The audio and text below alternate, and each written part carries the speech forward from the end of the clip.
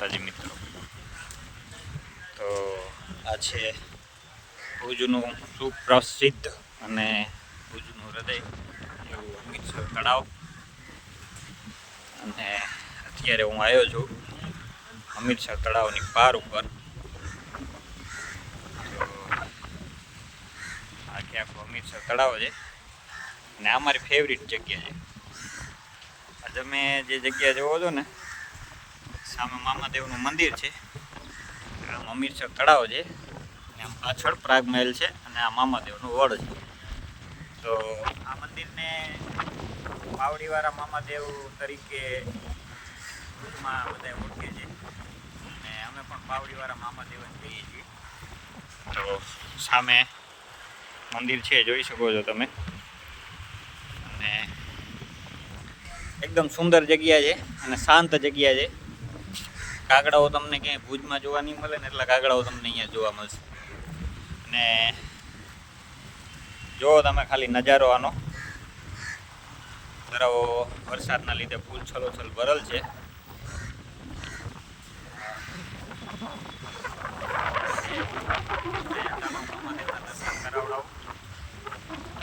સામે સ્વામિનારાયણ મંદિર છે અમારી આંગળીની ટોચ ઉપર.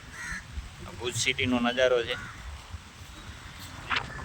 દેવી આવી શાંતિ તમને ભુજ આખામાં ક્યાંય શાંતિ નહીં મળે ને એટલી શાંતિ તમને આ જગ્યાએ મળશે જ્યાં હું અત્યારે ઊભો છું, પાવડીવાળા મામાદેવ. અને આ મારી બેસવાની જગ્યા છે સ્પેશિયલ.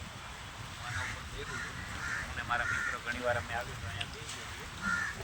અને સાંજના ટાઈમે આવીએ, મામાદેવને સિગરેટ ચડાવીએ અને મામાદેવની સિગરેટ બી ચડાવી અને એમના મામાદેવના ગીત ચાલુ કરીને અમે અહીંયા બેસી જઈએ.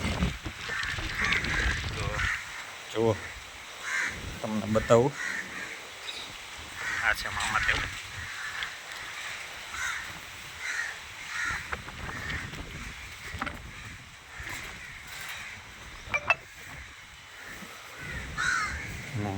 અમે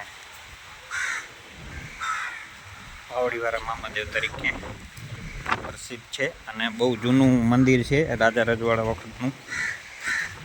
આપણે જઈએ છીએ નીચે એકદમ, જ્યાં અમીરસર તળાવમાં અત્યારે પાણી ભરેલું છે. મછલીઓ પણ દુનિયાભરની છે આમાં. અત્યારે દેખાશે નહીં આપણાને, પણ જુઓ